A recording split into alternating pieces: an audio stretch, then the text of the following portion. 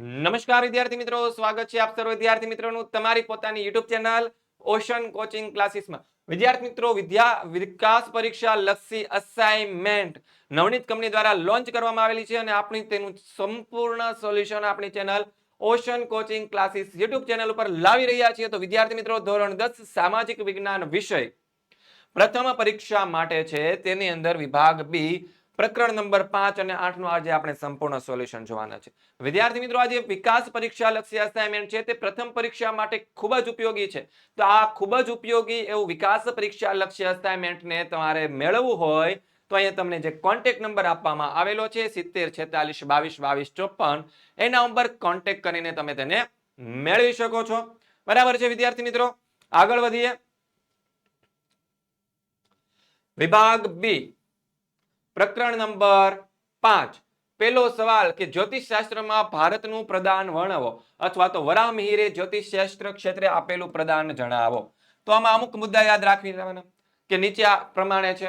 વરાહમિહિરે ખગોળવેદતા અને જ્યોતિષ શાસ્ત્ર હતા. આ પહેલો મુદ્દો યાદ રાખી લેવાનો એટલો. તેમણે જ્યોતિષ શાસ્ત્રને શું કહ્યું છે? તંત્ર, હોરા અને સંહિતા એમ 3 ભાગમાં વહેંચેલું હતું. વરાહમિહિરે તેમના બૃહદ સંહિતા ગ્રંથમાં આકાશી ગ્રહોની માનવીય ભવિષ્ય પર થતી અસરો જણાવેલી છે.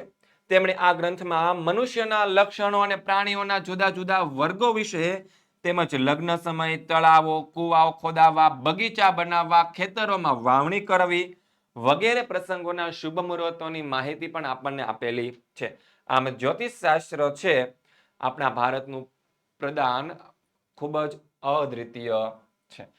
વિદ્યાર્થી મિત્રો, આગળ વધીએ. તમારે ધોરણ 10 ની પરીક્ષાની તૈયારીઓ કરવી છે તો આપણી ocean coaching classes YouTube channel છે તે તમારા માટે એપ્લિકેશનમાં બ્રહ્માસ્ત્ર બેચ છે તે લોન્ચ કરેલો છે. આ બ્રહ્માસ્ત્ર બેચની અંદર ટોટલ તમારા 4 વિષય છે. 4 વિષયના દરરોજ તમને લાઈવ ક્લાસ દ્વારા ભણાવવામાં આવશે. કેવી રીતે ભણાવવામાં આવશે? લાઈવ ક્લાસ દ્વારા ભણાવવામાં આવશે. બરાબર છે, જેની અંદર ગણિત, વિજ્ઞાન, ઇંગ્લિશ અને સામાજિક વિજ્ઞાન જેવા વિષયો છે અને તમારા ડાઉટ સોલ્યુશન, તમને પીડીએફ નોટ્સ, આ સિવાય તમને એક્ઝામ માટે ઉપયોગી એવું તમામ મટીરિયલ અહીંથી પૂરું પાડવામાં આવશે. વિદ્યાર્થી મિત્રો, જો તમે ગણિત, અંગ્રેજી અને વિજ્ઞાનનો કોર્સ ખરીદો છો તો તમને સામાજિક વિજ્ઞાન વિષયનો કોર્સ છે એ સંપૂર્ણપણે ફ્રીમાં મળી જવાનો છે. બરાબર છે, તો આગળ વધીએ. આ બ્રહ્માસ્ત્ર બેચની આ જે ઓફર છે તેનો લાભ આજે લઈ લેજો. બીજો સવાલ, ભારતીય સંસ્કૃતિની વિશેષતાઓ કઈ કઈ છે? તો કે ભારતીય સંસ્કૃતિ વિશાળ છે. કેવી છે?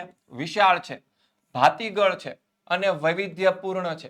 તે સંકુચિત કે મર્યાદિત નથી. કેવી નથી? સંકુચિત અથવા તો મર્યાદિત નથી.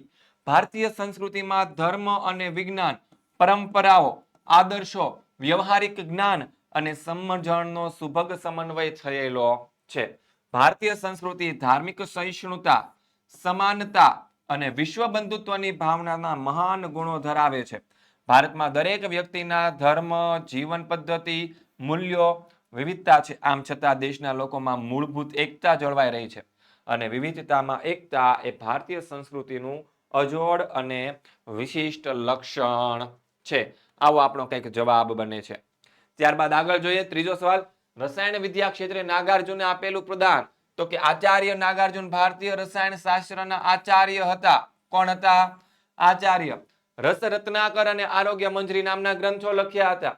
તેમણે વનસ્પતિ ઔષધોની સાથે સાથે રસાયણ ઔષધો વાપરવાની પણ ભલામણ કરી હતી અને તેને પારાની ભસ્મનો ઉપયોગ કરીને વાપરવાનો સૌપ્રથમ તેમણે જ સૂચવ્યો હતો. આ સિવાય વિજ્ઞાન ટેકનોલોજી ક્ષેત્રે મહત્વ સમજાવો. તો કે વિજ્ઞાન એટલે કે વ્યવસ્થિત જ્ઞાન, ટેકનોલોજી એટલે કે વિજ્ઞાનની વ્યવહારિક ઉપયોગિતા. વિજ્ઞાન અને ટેકનોલોજી ક્ષેત્રે થયેલા સંશોધન વિશ્વના દેશોને એકબીજાની નજીક લાવી દીધા છે. આશરે છેલ્લા 200 વર્ષની વૈજ્ઞાનિક શોધખોળો એ દેશ વિદેશના આંતરવ્યવહારને કેવા બનાવ્યા? તો કે સરળ બનાવ્યા છે. વિશ્વના જુદા જુદા દેશો વચ્ચે સહકાર વધ્યો છે અને નવો અભિગમ પેદા થયો છે અને વિશ્વના રાષ્ટ્રો વચ્ચે વિશ્વ શાંતિ અને સહ અસ્તિત્વની પ્રત્યે અભિમુક્ત થયું છે. પછી પ્રાચીન ભારતે વિજ્ઞાન ક્ષેત્રે આપેલો વારસો જણાવો. તો જવાબ આવશે ધાતુ વિદ્યા, રસાયણ વિદ્યા, ગણિત શાસ્ત્ર, ખગોળશાસ્ત્ર, વૈદક શાસ્ત્ર, શલ્ય ચિકિત્સા, જ્યોતિષ શાસ્ત્ર, વાસ્તુશાસ્ત્ર, ભૌતિક શાસ્ત્ર વગેરે વિજ્ઞાનોમાં પ્રાચીન ભારતે નોંધપાત્ર અને અમૂલ્ય ફાળો આપ્યો હતો. ભારતે વિજ્ઞાન અને ટેકનોલોજી ક્ષેત્રે કેવો સિંહ ફાળો આપ્યો છે. આથી અર્વાચીન યુગના સંશોધનો દ્વારા સિદ્ધ થયું છે કે ભારત આધ્યાત્મિક વિચારધારાની સાથે સાથે વૈજ્ઞાનિક દ્રષ્ટિકોણ પણ ધરાવે છે.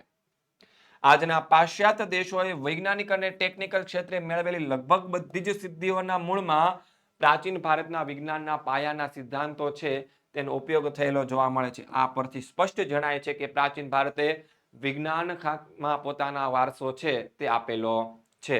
આગળ જોઈએ વિદ્યાર્થી મિત્રો, આજે તમારે વિકાસ પરીક્ષા લક્ષી અસાઇનમેન્ટ છે તેના સોલ્યુશન સાથેની પીડીએફ જોઈએ છે તો આપણી એપ્લિકેશન ઓશન કોચિંગ ક્લાસીસ તમે ડાઉનલોડ કરી લ્યો. બરાબર છે, ત્યાં તમને તેનું સોલ્યુશન સાથેની પીડીએફ મળી જશે. જો પીડીએફ મેળવવા માટેની લિંક તમને નીચે ડિસ્ક્રિપ્શનમાં આપવામાં આવી છે. જો કોઈ વાતનો ખ્યાલ નથી આવતો તો આપણો કોન્ટેક્ટ નંબર છે 7046222254. આ કોન્ટેક્ટ નંબર ઉપર તમે કોન્ટેક્ટ કરીને માહિતી મેળવી શકો છો. ભારતની જમીનના પ્રકાર કેટલા અને કયા કયા છે તો કે ભારતીય કૃષિ સંશોધન પરિષદે ભારતની જમીનને 8 પ્રકારમાં વહેંચેલી છે. કેટલા પ્રકારમાં? 8 પ્રકારમાં. કાળી જમીન, કાંપની જમીન, રાતી જમીન, પછી લેટેરાઇટ જમીન, રણ પ્રકારની જમીન, પર્વતીય પ્રકારની જમીન, જંગલ પ્રકારની જમીન અને દલદલ કે પીટ પ્રકારની જમીન.